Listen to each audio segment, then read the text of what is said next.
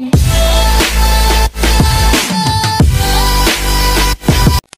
mga lods, meron tayo rito Titan, ayan, 300. Okay, bali nag-DIY na po yung may-ari nito, si sir. Nag-DIY siya, sabi niya sira na daw po itong rectifier, tapos ito hindi ko na mabasa yung value, IGBT or output diode. Yan, bubuksan muna natin itong mga lods, titignan natin yung loob niya, i-testin natin itong mga pyesa. Ayan, okay.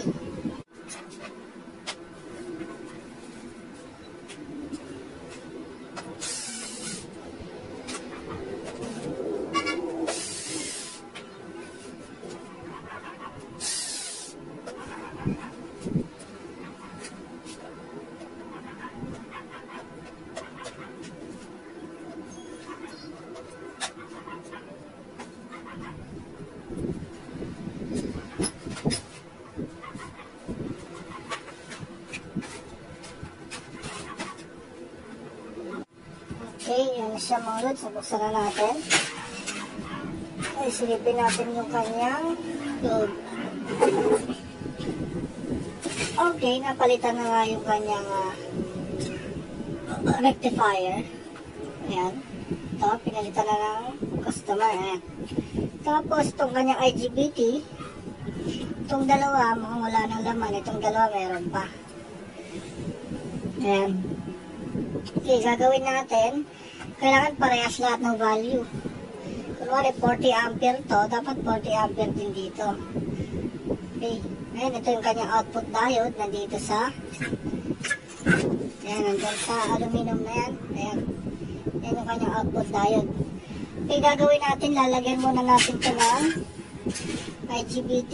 O di kaya kakalasin muna natin yung IGBT na nakakabit kasi baka pag pinower natin, pumutok siya. Ayan, nakakalas yung kanyang thermistor. Okay, lalagay na lang natin to dyan. Ito-tornilyo natin dito yan. Okay. Yan muna mga lods.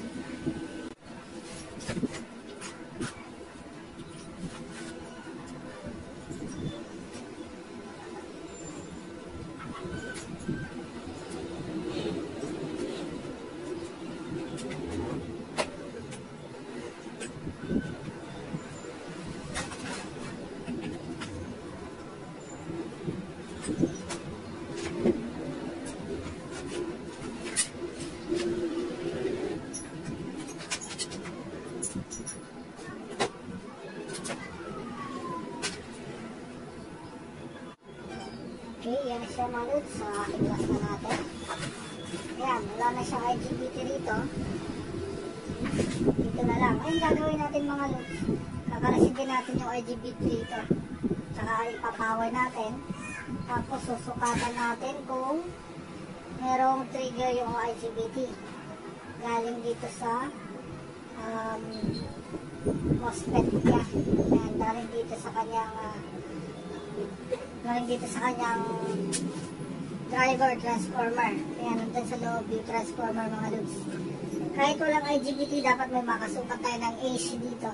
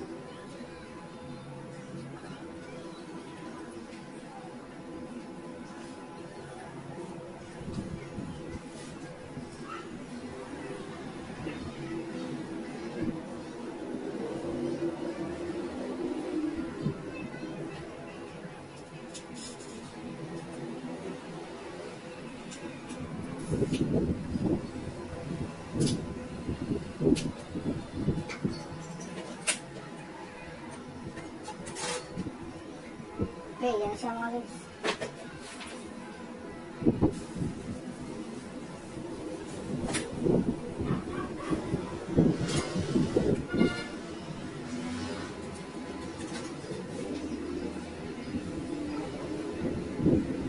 I-turn muna natin yung kanyang output diode ba? Okay, buo siya. Isi-shorted. Test naman natin yung kanyang trigger ng mga IGBT. 42. 43. Okay, buo naman siya. Ito na lang yung rectifier.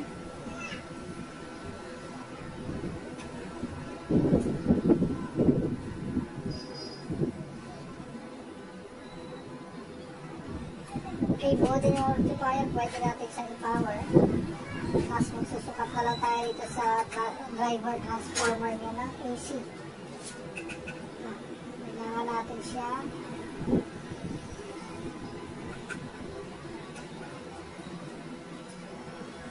Ayan. Ngayon, assemble natin ulit.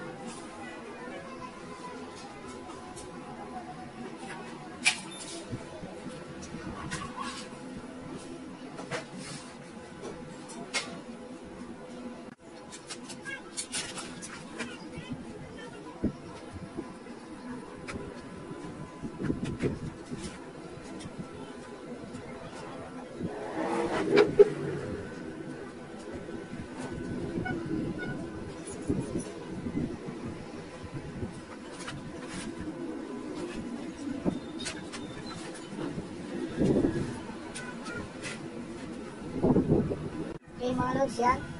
Tinanggal muna natin yung IGBT niya. Pa-power natin to, tapos susukatin natin yung kanyang driver transformer. Kung meron siyang supply. Yan, lagay natin sa AC yung ating tester. Dapat may masusukat tayo, mga 1 to 2 volts AC. Yan, nakasaksak na yan. On na lang natin. Okay. May power na siya mga lods. Dito tayo.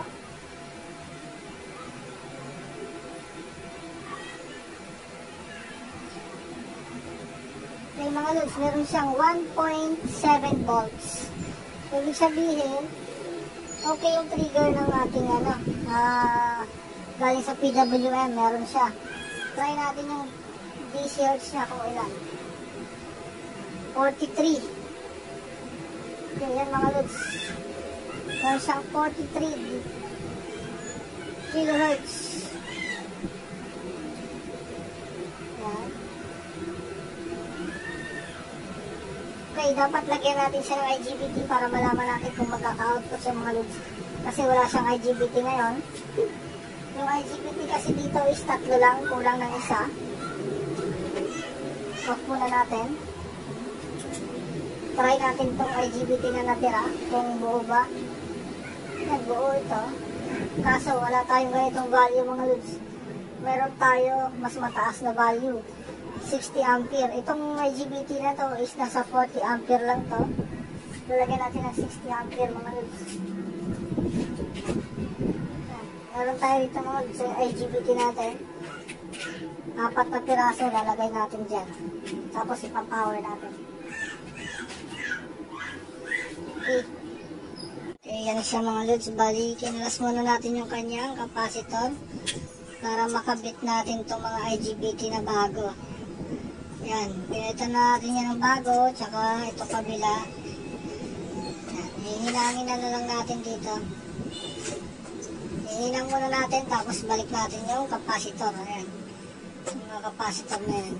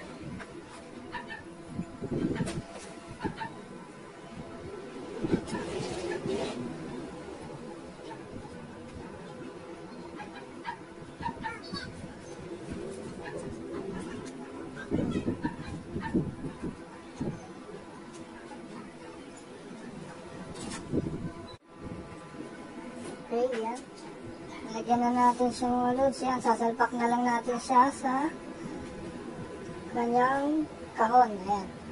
Okay, nahinang na natin yung capacitor, yung IGBT. Yan. Kompleto na siya. Assemble na lang siya natin.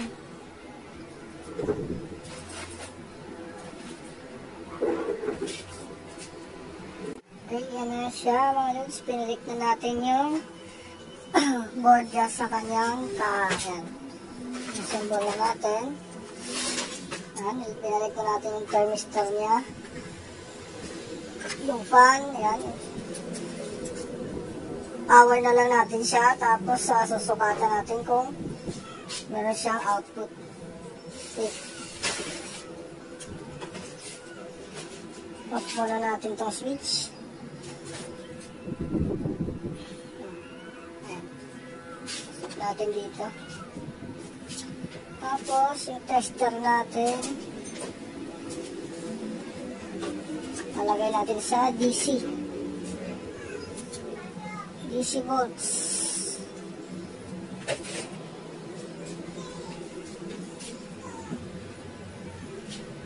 Okay. Ayan, ipapower muna natin.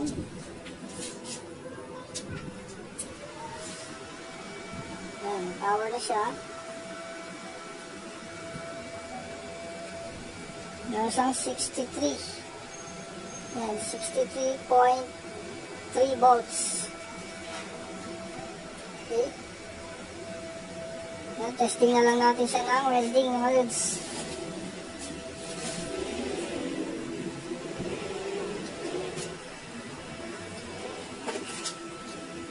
Testing na lang. Okay, yan. 129.